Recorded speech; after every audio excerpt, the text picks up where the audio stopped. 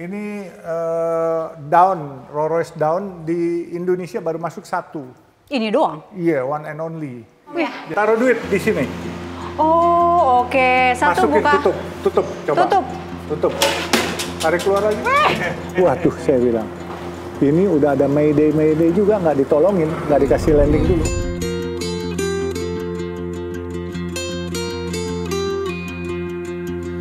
Oke, Pak. Dari mobil apa, Pak? Ah, enggak. Mobil apa? Nggak tahu yang Om ini aja. Iya. Yang Om apa? Nyaman aja.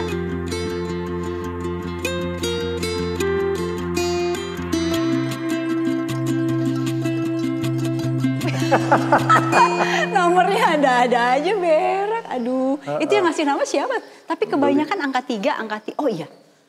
Bisa angka bunyi. 3 sama angka 1. Bisa bunyi. Oke. Biji, B1DJI, B3 betul.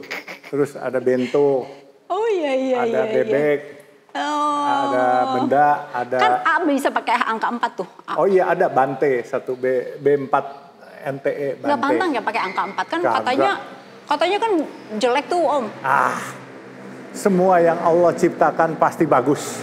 Ya kan, kalau jelek dia nggak ciptakan buat kita gitu. Iya. Tinggal kitanya aja mau bawa bagus atau Tapi jelek. Om mengakui nggak ada beberapa gedung yang menghindari lantai 4 dan lantai 14? Lantai 4 dan lantai 13. 13, 14 Iya. juga kadang nggak ada. Iya. Dari 12 langsung 15. Ada yang begitu. Saya emang nggak pusing yang gitu-gituan. Saya nomor 13 buat saya juga ayu, nggak ada masalah. Angka 4 juga ayu. Oke. Yang penting sadakohnya. Nah, Kalau itu sadako dia. itu kias semua hilang. Orang bilang, oh pakai nomor ini apes, nomor ini apes. Iya. Yang apes itu karena kurang sadako. Kursi terbalik lah, apalah gitu-gitu Iya. kan. Terus ada bilang, oh nggak boleh tusuk sate. Saya dulu rumah saya tusuk sate nggak apa-apa. Nggak ada Gitu. apa-apa juga. Malah makmur aja. Bismillah aja ya Om. Iya. Oh, lucu. Nah, Om pakai yang ini kapan, yang ini kapan, yang ini kapan, itu kapan, itu kapan, itu kapan? Lagi maunya aja, kapan mau pakainya. Biasanya kalau yang mobil agak mewah, maunya Sabtu Minggu karena buat menikmati. Yang ini ya Om ya? Aku boleh lihat ini Sabtu. Betul. Betul ini. Ini Sabtu, Minggu. Bentley Mulsanne, yaitu Rolls Royce Dawn. Ini sama ibu pasti nih? Iya, sama ibu. Karena nyupirin ibu. Kerjaan saya Sabtu Minggu nyupirin istri. Oke, ini Sabtu, Minggu. Tapi bukan lulusan ISTI ya, Ikatan Suami Takut Istri. Iya. Bukan, saya bukan lulusan. Jadi istri. lulusan apa dong? Saya suami yang mengerti kebaikan istri. Yang mengerti kebaikan istri. Katanya Om Sabtu Minggu ngajak jalan buat menebus kesalahan. Iya, menebus kesalahan. Justru mengerti kebaikan istri, kita tebus kesalahan Sabtu kita. Minggu. Karena Senin sampai Jumat kita suka pulang malam, kadangkala istri udah tidur, kesian juga kan. Dia siapin pagi makan, malam udah siapin makan, dia tidur. Istri kedua yang mana Om? Ini. Ini istri kedua saya. Ini istri kedua, istri ketiga, keempat, kelima. Iya dari semua ini nih Om, yang paling Om favorit yang mana? Yang merah. Yang merah, sini. Range Rover apa nih Om? Range Rover Vogue Autobiography Solar. Oh, loh dikasih ini, Ini dari kantor Citra Marga. Jadi dikasih ya udahlah, saya bilang kasih labelnya aja, saya bawa. Biar apa? Ya biar mempromosikan Citra Marga kan, Citra Marga CMNP. Nusapala, CMNP. Dikasih tuh tapi Om nggak digaji berarti kan? Iya, saya nggak mau Sama diambil aja. gaji, kompensasinya mobil. Bukan dikasih dong, sama aja sebenarnya digaji juga tapi bentukannya. Kan ada fasilitas mobil, mobilnya fasilitasnya misalnya 1M. Nah. Saya bilang, saya mau 3M, tapi saya nggak usah digaji, kompensasi itu. Jadi beli mobil yang 3M, 4M. Oke. Ini barunya mahal, 6M katanya. 6M, Oh, tapi ini bekas. oke, ini CMNP. Terus kalau yang ini?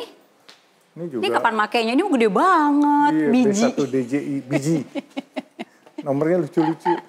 Yang mikir siapa nama? Saya, ya ini. Terus yang ini biru. Dan mobilnya kebenaran biru. Gitu. Oh iya, biru tua ya, dongker. Oke. Iya. Range Rover, kayaknya Om suka Range Rover ya? Iya. Ini aja udah 2. Kalau saya ada 4 Land Rover. Yang satu di tempat garasi yang satu lagi. Itu Land Rover Defender. Oke. Nah ini kita lagi Nyiapin, nanti kita pakai mobil yang ini ya? Iya, ini aja saya nyupirin. Siap. Nah, kalau yang ini kapan makainya nih Om? Ini Sabtu Minggu. Sabtu Minggu juga? Ini cabriolet, ini Dawn, Rolls Royce Dawn di Indonesia baru masuk 1. Ini doang? Iya, one and only. Wih. Jadi saya belinya bukan karena saya mau beli, saya inden. Ada orang masukin 1, terus dia pakai, dia bilang dia nggak cocok, baru jalan 200 km. Terus dia offer ke saya. Ya udah, saya pas nggak cocok kenapa katanya Om? Nggak cocok, ya mungkin karena kebagusan kali. Jadi ya udah deh, saya yang pakai aja deh. Gede banget ya, gila gede banget. Ini 2 pintu. Ini 2 pintu, yang ini 4 pintu. Ini Bentley Molson, yang Bentley yang high end-nya. Kalau Rolls Royce ini juga yang terbarunya high end-nya juga. 1 doang. Kebenaran deh, dulu waktu kecil kepengen naik mobil, numpang truk, lompat truk, ya kan, nggak bisa naik mobil. Begitu ada rezeki, ya ini juga dikasih dari kantor-kantor. Saya bilang dari kantor-kantor, saya kan beberapa kantor, kasih saya mobil aja. Bentley sama Rolls Royce juga? Dikasih, saya minta kan, saya bilang kompensate untuk saya punya honor, bonus semua, kompensate aja, nggak apa-apa dihitung. Tapi iya enak lah Om. Nanti setelah 5 tahun milik saya. Iya. Setelah 5 tahun milik saya. Jadi nggak usah kasih saya fasilitas mobil, mobilnya udah ada. Nggak usah kasih saya fasilitas rumah, gaji. Jadi kompensate ke sini aja. Seru.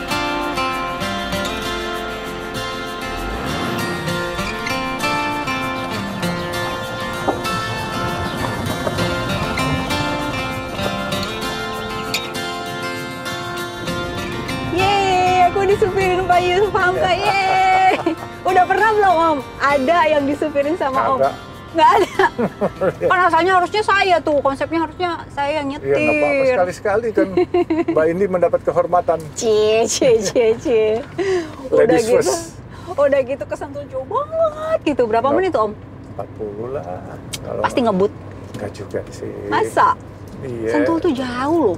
Enggak, Sentul Barat itu masjid yang keempat. Ini nanti kita lewatin masjid yang kelima nih.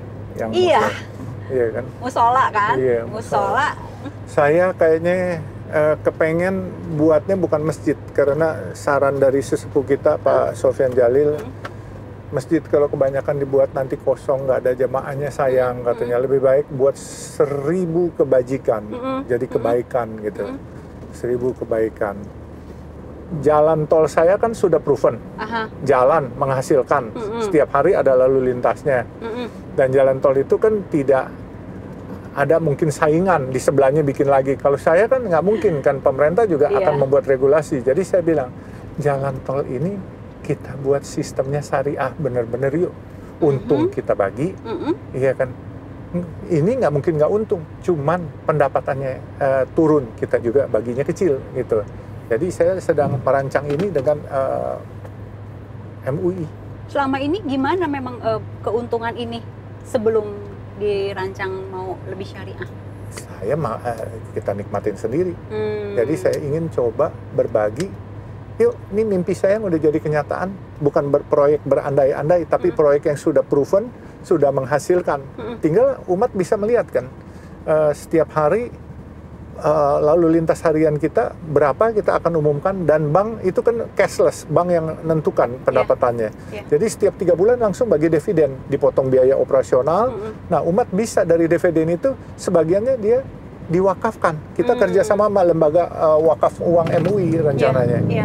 Ya, jadi mulai besok kita akan rapat maraton dengan MUI. Kita akan mencari satu model yang benar-benar bukan proyek andai-andai, bukan proyek mimpi, tapi proyek yang sudah terrealisasi dan sudah bisa menghasilkan.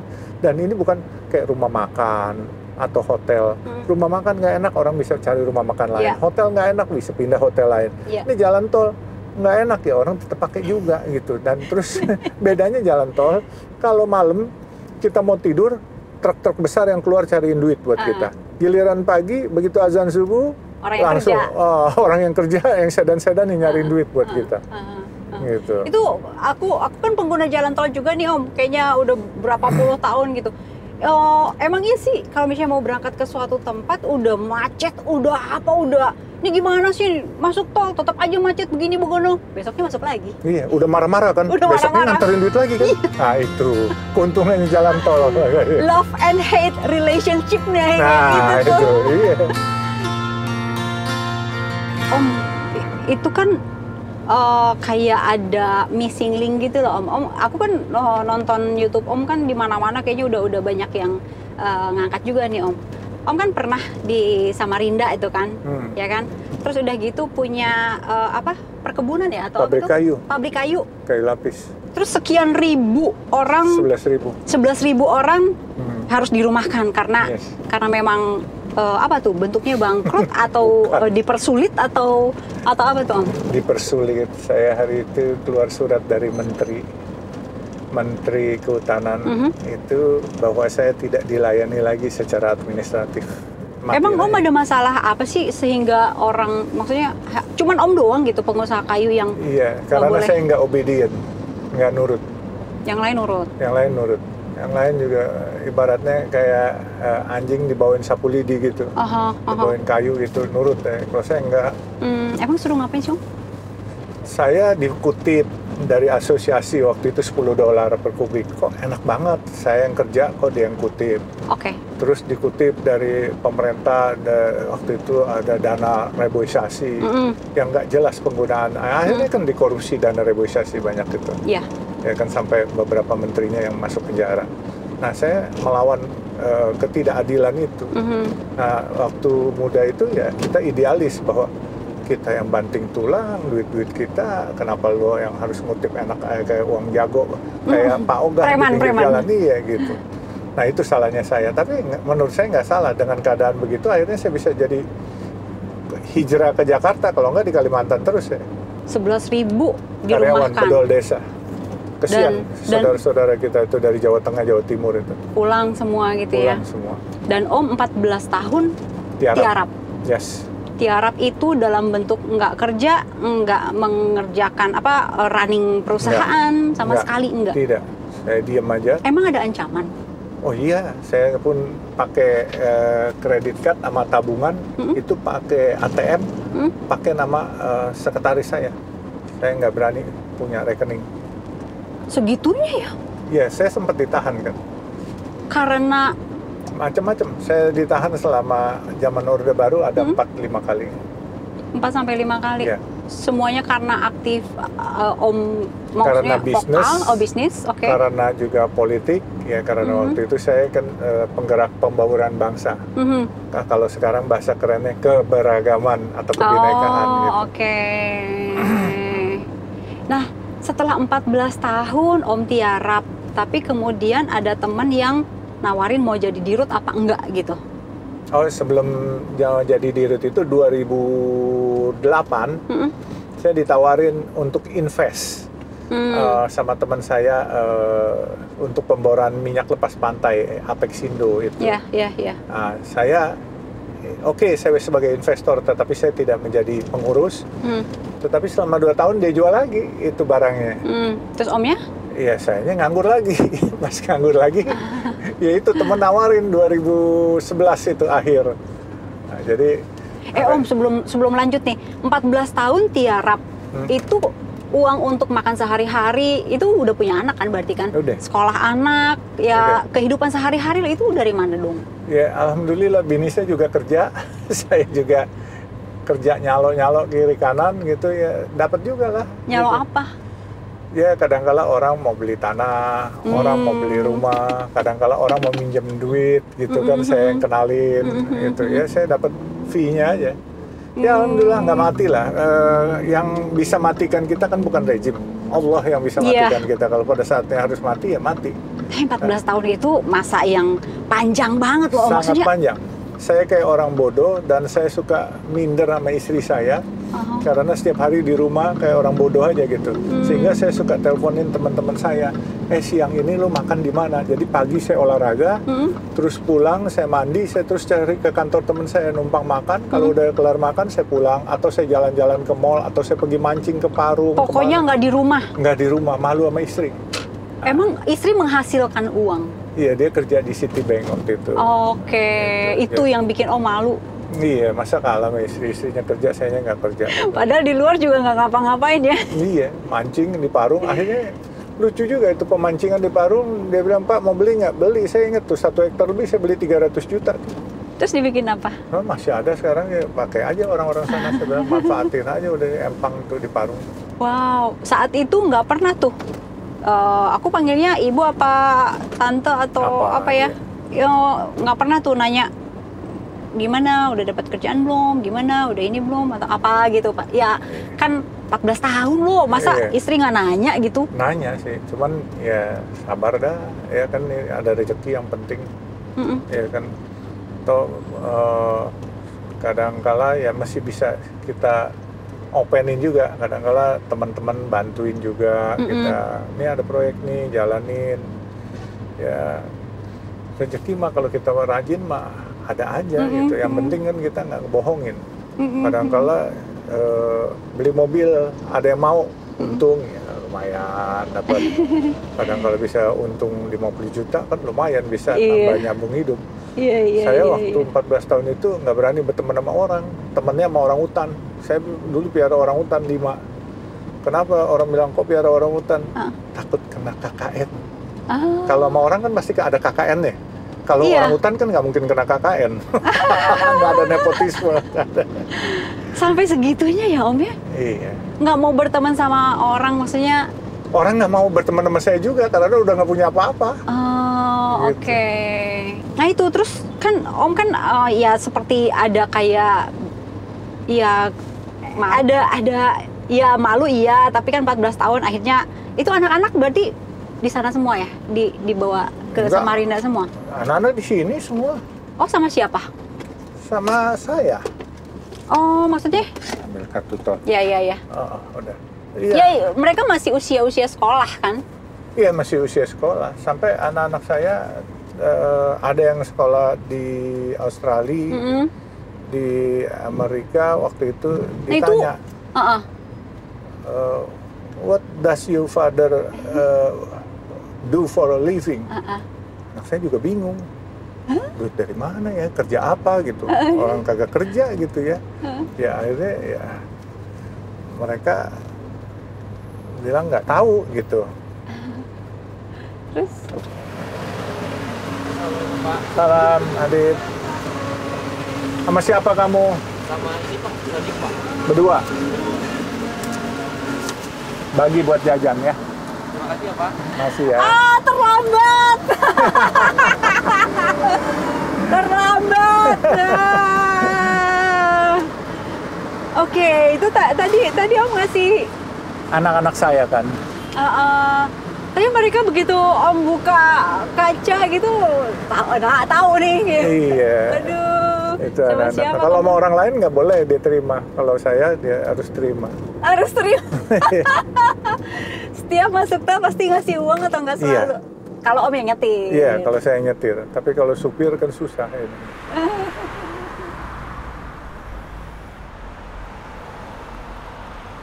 Jadi Om itu lahir namanya Alun Joseph. Alun Joseph ya. Nggak ada nama Tionghoanya kan, biasanya ada nama Tionghoanya tuh Om. Ada ya Alun. Terus Joseph itu setelah dimodifikasi pakai nama Indonesia. Oh, Alun apa tuh aslinya? Alun doang. Alun doang. Iya, Alun A.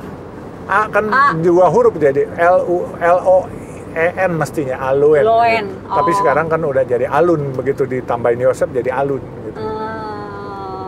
Tapi A-nya sama Loen terpisah harusnya. Tapi begitu jadi nama Indonesia Alun Joseph disambung. Alunnya nyambung, Josephnya sendirinya.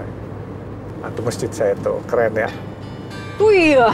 Itu tuh masjid saya tuh udah dari jauh. Dari sini udah kelihatan. Iya tuh lihat tuh dari jauh. Cakep banget. Iya.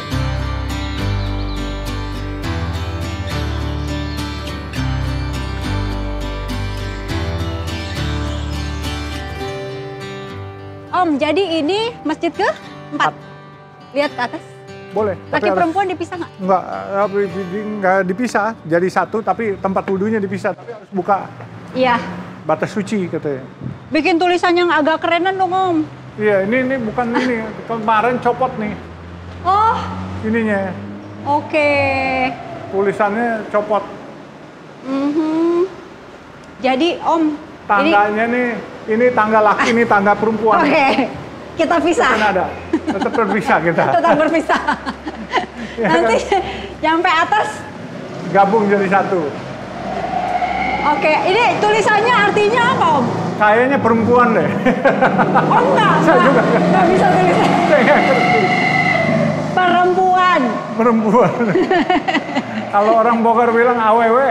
Awewe mah orang Sunda berarti. Orang Bogor. Oke, Om ini kan kayak lihat dong tempat wudhunya. Tulisannya kenapa? tuh. Wudhu. Wah, ada kupu-kupu. Berarti ada barokah tuh, lihat tuh. Berarti ada apa? Ada tamu agung nih Mbak Indi. Wudhu. Om tanya dong artinya apa Saya gitu. juga kagak ngerti. Om ini kan arsiteknya tuh Chinese banget ya. Tionghoa banget. Iya. Ya kan? Yang bikin Tionghoa banget tuh kan kuning warnanya atau hurufnya atau gimana tuh? Iya, warna sama huruf-hurufnya kali. Coba lihat. Sama ornamennya. Bukan sulap, bukan sihir. Nih. Apa? Ini apa? Ini taruh duit di sini. Oh, oke. Satu masukin, buka. tutup. Coba. Tutup. Tarik keluar lagi. Weh. Bisa hilang. Jadi kalau biasa di kotak-kotak, suka dijailin orang, dipancing duitnya pakai lem. Tar dulu Om, ini gimana sulapnya nih? Iya, masuk ke dalam ke bawah, jadi udah nggak bisa dicolok-colok lagi. Di sini pakai nomor semua. Oh gitu. Oke, keren nih, keren banget. Tapi kan orang kalau iseng diangkut aja mah. Kalau bisa turun ke bawah, ada security. Iya. Ini sumbangan dari masjid, dari Kelenteng Petak 9. Oh, oke. Ih, cakep, semua masjid pakai ginian. Iya, masjid saya semua saya kasih gituan. Sini. Buka laci, masukkan uang infak, tutup kembali laci. Uang infak akan masuk ke dalam kotak. Dibuka lagi, udah nggak ada. Mau coba lagi yang 10.000. Nah, 10.000, tadi udah 100, udah ya? Oke. Simsalabim. Nah. Abrakadabra. Jeng. Aduh, jago banget yang bikin. Oke, Om. Cakep banget. Assalamualaikum. Ih, bagus banget. Asli bagus banget. Wow. Om, benar nggak sih Om, leluhurnya Tionghoa itu Muslim? Atau ada? Ya, agama leluhurnya kata Buya Hamka almarhum bahwa itu Muslim. Oh iya? Agama leluhur orang Tionghoa. Terus diceritain apa lagi sama Buya Hamka soal makanya ada hadis Tionghoa? yang mengatakan tuntutlah ilmu itu walaupun sampai ke negeri Cina. Nggak ada ke Indonesia kan? Iya, nggak ada. Makanya. Dan coba lihat sekarang, buktinya apa? Udah kenyataan setelah 1.400 tahun, yang berani melawan Amerika siapa? Cina. Oh. Iya. Itu diceritain sama Buya Hamka juga tuh bahwa leluhurnya adalah Tionghoa. Karena komunisme masuk, diberangus lah. Coba lihat view-nya enak kan? Iya. Om, sering jadi imam nggak? Saya nggak mau. Dari awal saya nggak mau jadi imam. Kenapa? Karena buat saya belum suci banget, biar aja. Kenapa Om punya pemikiran? Saya jadi makmun aja enak. Kan kalau sholat zuhur sama asar nggak usah pakai ini Om, tinggal. Iya, tapi nggak mau. Masih kotor. Om, masa sih? Masih kotor, biar biar kasih yang lain. mananya? Masih banyak cari duit. Cari duit kadang-kala kita suka lupa. Maunya halal, tapi ada yang haram kesangkut-sangkut kan juga nggak baik. Oh iya. Ya kan kita kagak tahu ada hak orang lain, makanya saya bilang saya jadi makmun aja, nggak mau jadi iman saya. Jadi kalau malam orang ini 24 jam buka. 24 jam. Buat orang sholat silahkan gitu. Silakan. Tapi waktu PPKM kita nggak ada sholat berjamaah. Silakan mau sholat sendiri. Sholat Jumat kita nggak ada. Tapi setelah ini kita udah mulai buka lagi. Tapi tetap tadi ada kayak prokes jaga jarak gitu. Jaga. Om di mana-mana tuh Om kayak foto tuh gini. Sila ketiga. Persatuan Indonesia. Kenapa Saya Om? harus tanamkan. Negara ini harus bersatu. Jangan cuma NKRI utuh, tapi kalau masyarakatnya tidak bersatu, bagaimana kita mau maju ke depan? Hari-hari ada kadrun, ada cebong, ada macam-macam gitu kan. Ada kampret, ada apa. Makanya itu yang nggak bisa bersatu. Udah bersatu. Kan dulu ada pepatah nenek moyang kita, bersatu kita teguh, bercerai kita runtuh. Sekarang kita posisi di mana? Masih di bersatu atau masih di bercerai? Atau tidak bercerai, in between. Jadi sudah menuju persatuan. Nah, oleh sebab itu ya kembali bahwa Pancasila itu harus diterapkan, jangan hanya diucapkan. Nah, saya bilang, saya sama teman-teman saya bilang, di mana bumi dipijak, di situ langit dijunjung. Harus, itu wajib gitu. Prihatin nggak Om lihat Indonesia sekarang? Sangat prihatin. Ini negara kita, negeri tercinta ini kaya. Orang-orangnya orang-orang baik. Cuman ya itu, seperti Bung Karno bilang, kalau lu mau jadi Islam jangan jadi Arab. Kalau lu mau jadi Hindu jangan jadi India. Kan gitu. Kalau lu mau jadi Kristen jangan jadi Yahudi. Kan gitu kan. Nah ini yang kita kadang-kala ya maaf.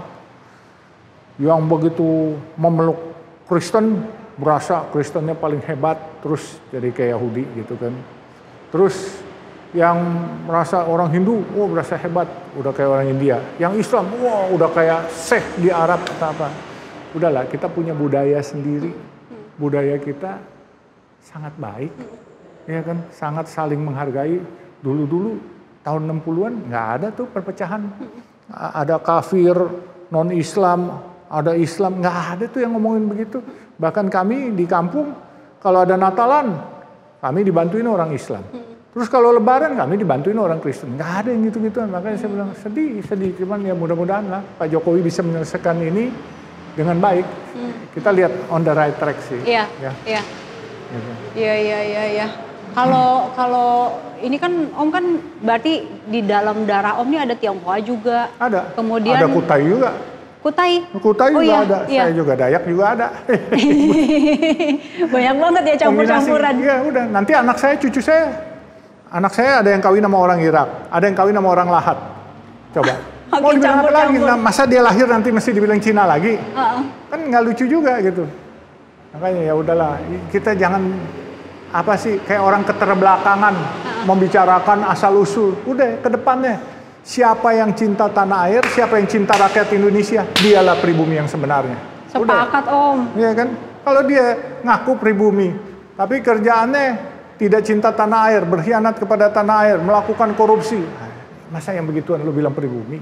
Pribumi yang cinta tanah air, yang bela negara, bela tanah air ini. Oke.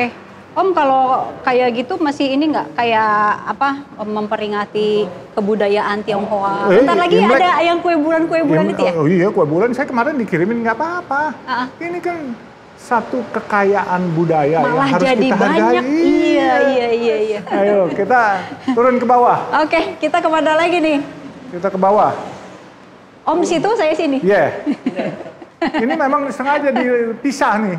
Dipisah? Supaya nggak senggol-senggolan. Iya, batal wudhu nih kalau senggol-senggolan. Wudhu lagi dah ya. Oke, sekarang kita ke Desari ya. Desari ya. Di sana masjidnya kurang lebih mirip-mirip. Lebih bagus. Tapi ada kuning, merah gitu-gitu. Lebih bagus, lebih gede. Lebih gede, oke. Iya kan.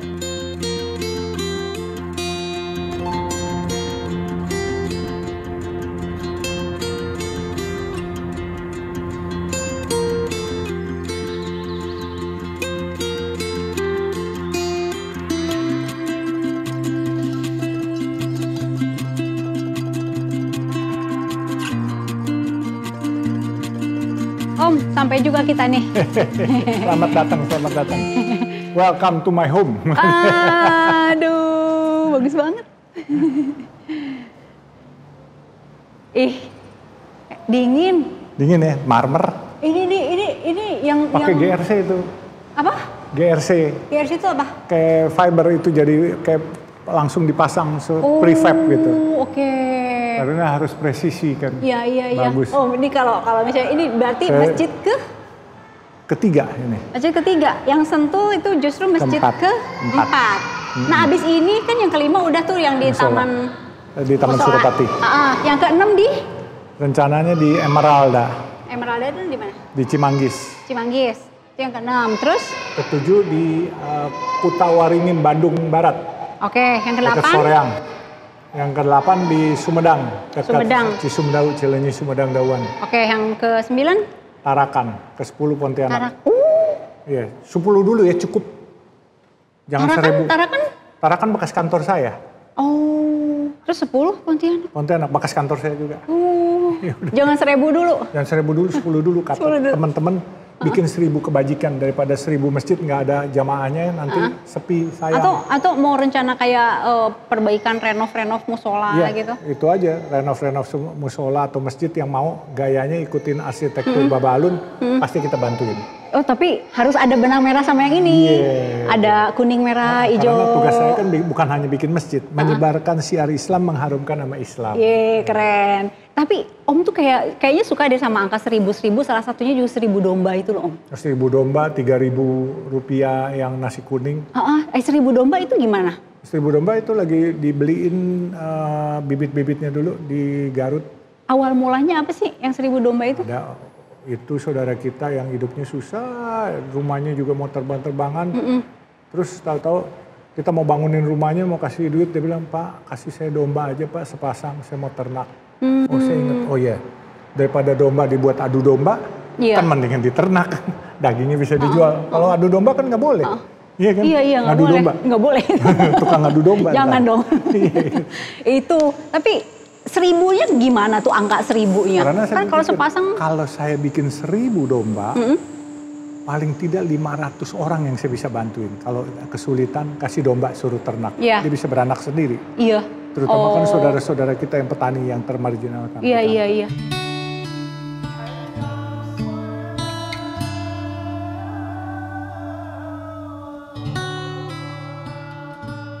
Om tadi kan kita di mobil sempat yang ngomong soal bekal untuk kembali ke akhirat gitu lah.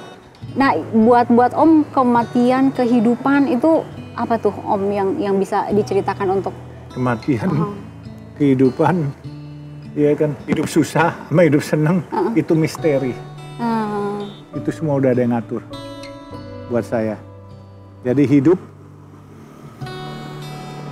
menjalani hidup dengan baik. Mati pun husnul khotimah kalau bisa. Nah, dikala hidup pun ada proses. Saya berapa kali hampir mati, tapi Allah belum kasih mati ya, nggak mati. Masuk di kali Sungai Ciliwung di belakang Istiqlal, ke bawah arus, ditolongin gelandangan tukang semen. Yang sampai sekarang nggak tahu di mana. Nggak tahu, iya si Jabir. Itu saya utang budi banget sama dia. Terus 4-5 tahun lalu saya naik pesawat terbang dari Maldives, itu dipinjemin pesawat pribadi sama teman. Mendadak di atas Jambi, kaca depannya pecah. Kaca pilot? Kaca pilot depan pecah. Langsung dari ketinggian 33.000 feet, turun sampai 9.000 feet. Terus apa rasanya tuh? Rasanya cemas, takut, istri saya, anak saya, semua bilang, ayo kita ngumpul bersatu, kita sama-sama kalau ada apa-apa. Saya bilang, enggak, masing-masing aja. Insya Allah selamat. Kita berdoa masing-masing. Udah begitu turun di Halim, itu tuh rombongan presiden baru turun. Kan harus kosong, nggak boleh di landingin. Walaupun baru turun, nggak boleh di landingin. Kurang lebih 45 menit. Padahal udah teriak, Mayday, Mayday, Mayday, Mayday pilotnya. Saya muter-muter TBC Matupang ada 10 kali. Dari kan turunnya di Halim, puter nggak dikasih turun. Waduh, saya bilang, ini udah ada Mayday juga nggak ditolongin, nggak dikasih landing dulu karena ada SOP-nya kalau presiden baru mendarat atau baru terbang itu harus clearance selama 45 menit sampai 1 jam. Ya saya udah pikir, aduh bahan bakar habis kali ini.